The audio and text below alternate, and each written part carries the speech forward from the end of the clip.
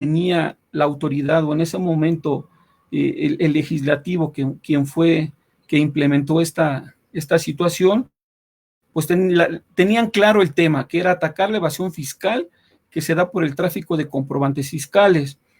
Algo que me llamó la atención desde la lectura de la exposición de motivos, podemos identificar dos temas. Uno, que hacían mención de comprobantes apócrifos, y otra que hacían mención de tráfico de comprobantes fiscales. Por comprobantes apócrifos, salvo su opinión, y me gustaría leerlos, yo por comprobantes apócrifos entiendo que hacen referencia a lo que son los comprobantes fiscales, o las famosas todavía llamadas facturas, que sí contenían y cumplían todos los requisitos fiscales, número de autorización del SAT, número de folio, datos del impresor. Y bueno, para mí esos son los comprobantes apócrifos. Y ya los comprobantes fiscales, o el tráfico de comprobantes fiscales, pues ya es en referencia al actual CFDI. No sé si consideren o concuerden con este comentario, o alguien nos quiera comentar su diferencia, o qué entiende por el comprobante apócrifo y el tráfico de comprobantes fiscales.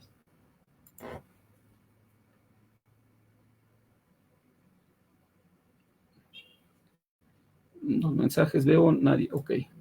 Pues bueno, sigo en la presentación. En la exposición de motivos, lo que le comento que decía, dice, inicialmente este esquema consistía en usar comprobantes apócrifos con la finalidad de deducir y acreditar las cantidades amparadas en los mismos, sin haber pagado las cantidades que se reflejaban en ellos.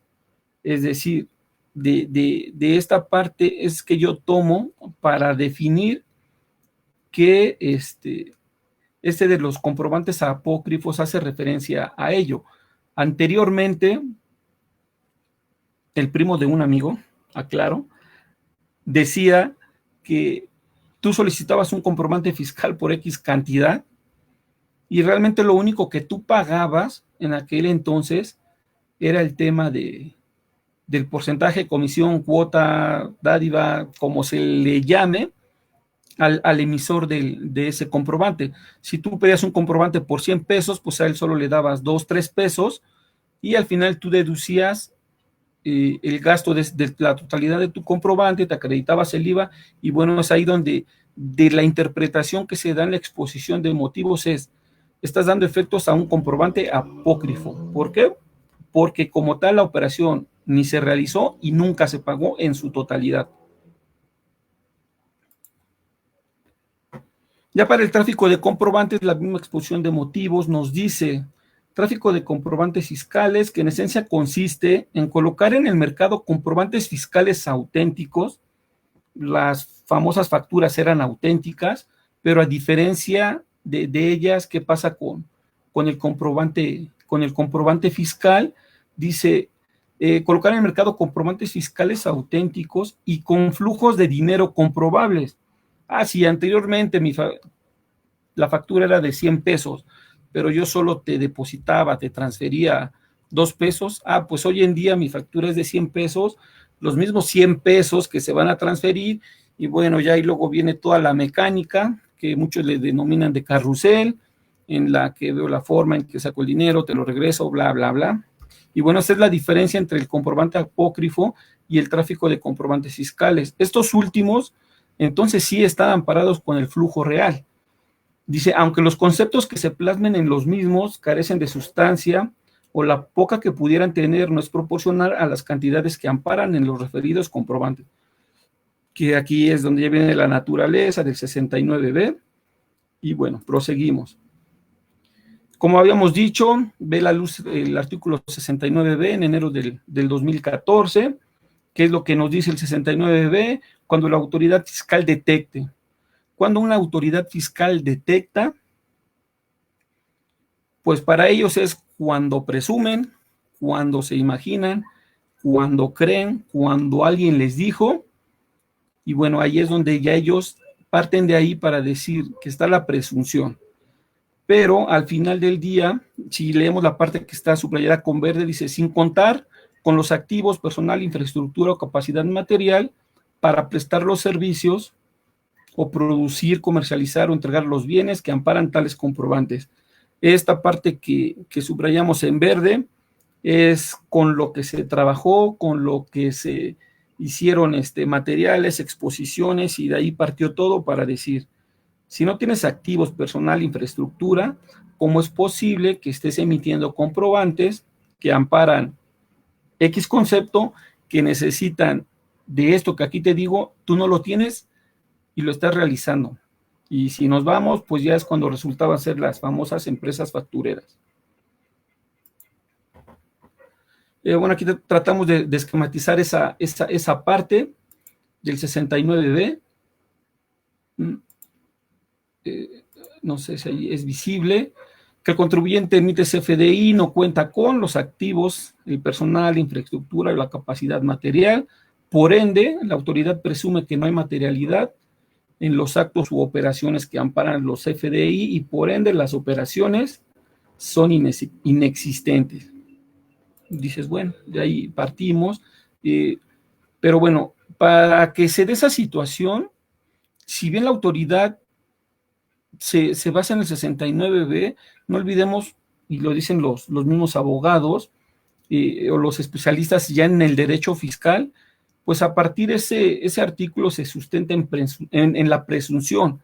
Vaya, no hay nada seguro, no he tenido yo autoridad, forma de comprobar, pero de entrada, por los indicios que tengo, lo que me dijeron o lo que vi, tú ya estás en el supuesto del 69B y ahí te viene el procedimiento. Pero bueno, nosotros antes de ello tenemos el artículo 63 del mismo Código Fiscal de la Federación. Leemos la parte que está en amarilla, que es lo relevante o lo que se me hace relevante para el tema. Dice artículo 63, los hechos que se conozcan con motivo del ejercicio de facultades de comprobación previstas en este código o en las leyes fiscales, o bien que consten en los expedientes, documentos o bases de datos que tengan acceso o en su poder las autoridades fiscales, así como aquellos proporcionados por otras autoridades, podrán servir para motivar las resoluciones de la Secretaría de Hacienda y Crédito Público y de cualquier otra autoridad u organismo descentralizado competente en materia de contribuciones federales. Creo que este punto es claro. Si tu autoridad descentralizada o quien sea, como te llames, quieres determinar, en este caso hablando de contribuciones, diferencias o los llamados créditos fiscales, pues bueno, debe de surgir de un procedimiento, no de una presunción, porque el mismo artículo en la parte de abajo nos dice, las autoridades fiscales presumirán como cierta la información contenida en los comprobantes fiscales digitales por internet, el denominado CFDI, y en las bases de datos que lleven o tengan en su poder o las que tengan acceso. Si hoy en día la autoridad solo quiera hacer la revisión del CFDI como tal, que lo hace, pues de entrada debe de dar, ahí sí el mismo código te obliga a ti autoridad a que presumas como cierta esa información, para llegar al lado contrario, a la inversa de ello es, pues mira, yo ya te ejercí facultades y pude comprobar que esto que aquí me dices, nunca lo llevaste a cabo, no existe y todo eso, pero bueno, ya es después de ejercer un proceso de facultades, no antes por la mera presunción. Dice Ricardo de Querétaro, de Quintana Roo, perdón, dice, me tocó en algún momento documento donde le pegaban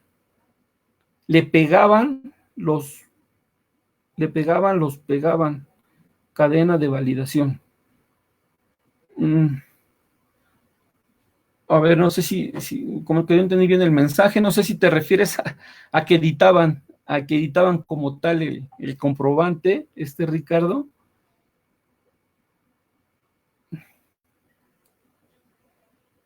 Ok, bueno, sí, efectivamente lo falsificaban.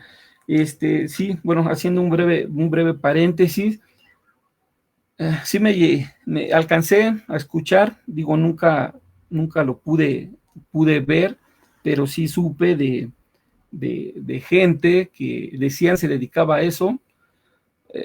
Yo supe o comentaron que era gente de un estado del norte del país, en el cual tienen un cerro en forma de silla.